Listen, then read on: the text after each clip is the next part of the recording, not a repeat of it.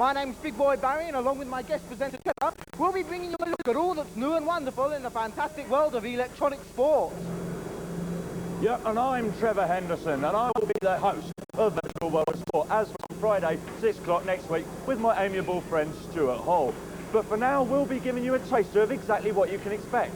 Mind you, later on we have internet websites involving sport and a few featurettes, including one incredibly good Virtuous Striker challenge. So that's the Footy Challenge tomorrow on Games World's Virtual World of Sport. You'd be a given to miss it.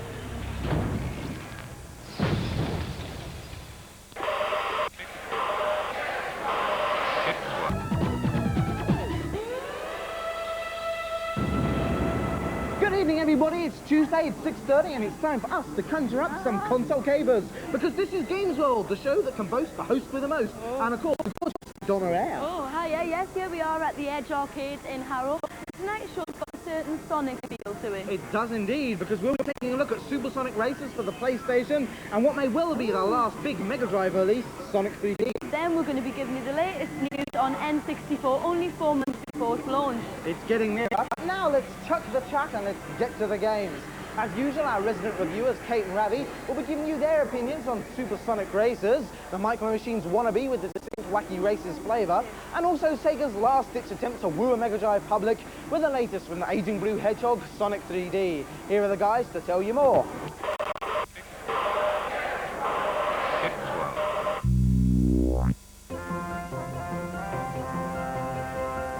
If Madcap Cartoon Racers seem familiar, then it'll come as no surprise that this game is brought to you by the depraved minds behind the classic Micro Machines 2.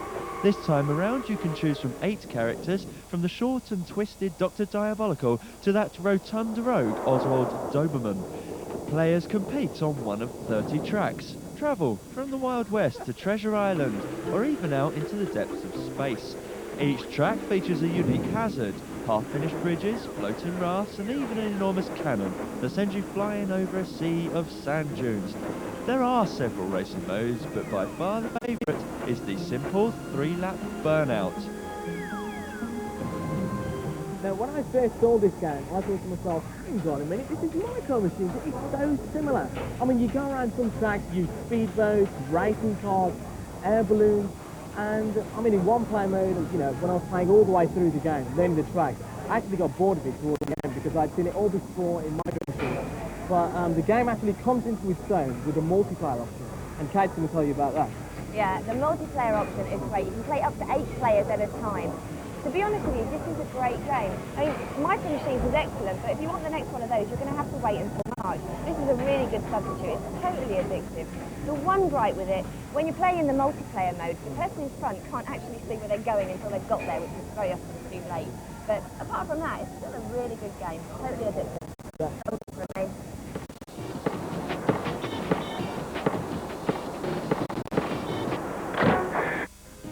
In what could prove to be the Mega Drive's last stand, Sega's very mascot finally stepped up to the 3 dimensions. Yes, Robotnik is at it once again, and this time his hapless victims are the Flickies, tiny birds who inhabit a remote island. As Sonic races around each isometric island zone, he must free each of his diminutive friends and lead them towards the level teleport. Naturally, Robotnik has left an entire horde of nasties to slow you down. Giant bugs attack from all sides, and the Flying Fiend himself makes an occasional deadly appearance. This is an all-new 3D world for our hero, as Sonic embarks on what could be his final battle. Along with Toy Story, this really shows what the Mega Drive is capable of. I mean, this is superb. I played so many classic games back, it's really find out that basically combined with the well-designed levels and some real in-depth gameplay, it is so enjoyable, and I'm really, really impressed with it. What did you think, Kat? Oh yeah, I agree with you totally. I mean, platform games are basically fun. The next generation could really learn a lesson from this. It's fast, it's frantic, it's oodles of gameplay. It's great. A big thumbs up for me. Definitely.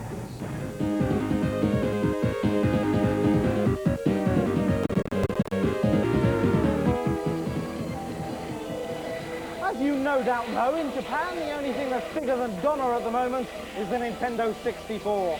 This so-called dream machine is Nintendo's big attempt to wrestle some players from Sony and Sega.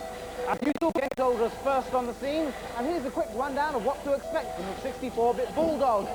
Hey! At the Shoshinkai show in Tokyo, Nintendo, the creators of Mario Brothers and the Game Boy, launched a revolutionary new video games console, the Ultra 64.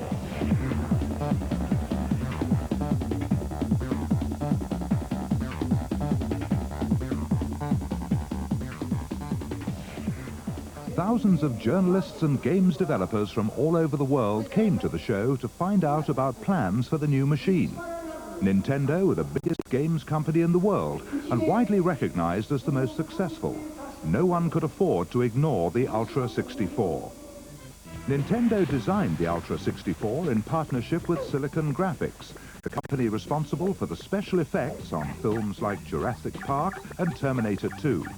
The result is a console with the power to bring totally realistic graphics worlds into your home.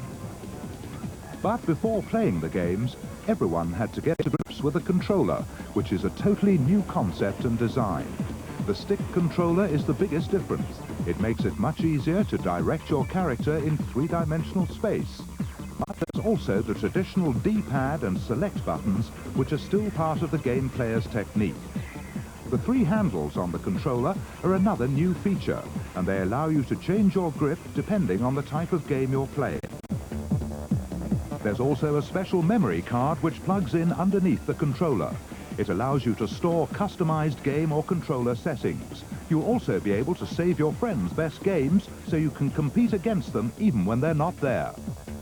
Nintendo believe the unusual shape of the controller, combined with the thumbstick, will encourage game designers to invent different gameplay techniques and take video games in a new direction. There are 30 games in development for the Ultra 64, including this, Star Wars Shadows of the Empire. British company Rare are developing 2 games for the new console. Blastozer, a construction robot dig-em-up, and License to Thrill, GoldenEye 007. Although there are now a confusing array of video game consoles available, the Ultra 64 will leapfrog all the existing Super consoles, introducing a new wave of superior games to the public. The Tokyo launch was a huge success, and the Ultra 64 received unanimous backing from games developers. At the show, it was announced that the Ultra 64 will be in the shops by April next year, so the dream machine will soon become a reality.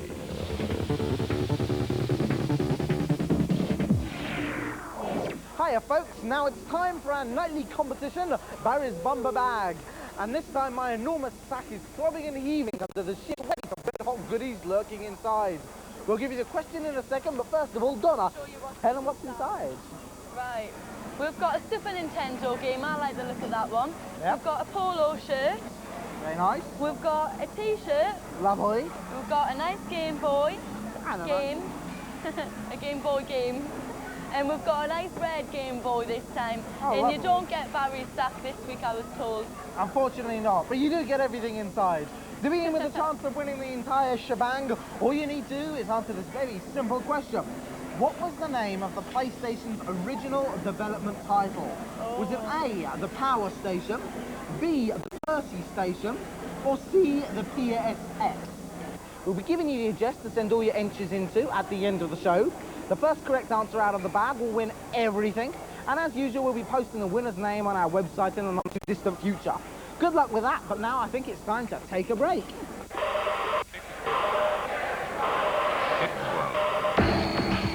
Hey, Daddy. Cheers, mate. Like an oasis in the desert of life. Hey, look at that out the window. Isn't that Jolene running off with the postie? Yeah, but look over there. Jenny's in the Collinses' pool skinny dipping with Joel and his long-lost brother, Brad. Hello? What? The postman's wife's dead. If a program spends more time selling you products than showing you the plot, we're here to ITC they don't get away with it. Come on, baby, just a little further. And if we can... Welcome back to the Fresh Prince, eating a refresher, sunbathing somewhere in the Arctic. On yesterday's Eliminator, we saw 5 contestants chopped down to just 3, and now we're about to find out which lucky guy gets to go through to Friday's Beat the Elite. We'll be making a brand new series of Fight Nights in the not too distant future, and we'll keep you posted on details of how to enter. But for now, here's the man with a plan, Mr. Bob Mills.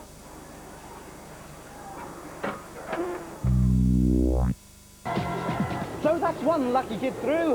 Find out who he'll be facing tomorrow when we bring you the second Eliminator. But that's just about it for this fun-packed edition of Games World. We'll hand you over to Global Village, our resident news network. But from all the team here at The Edge, it's hasta luego, we are out of here. Yes, but don't forget we'll be back tomorrow with Internet Night, so we'll see you tomorrow.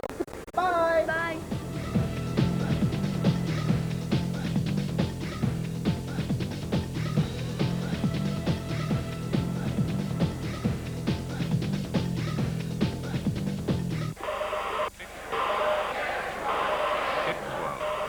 And now a Games World special treat. One of our videators in action from a forthcoming Beat the Elite.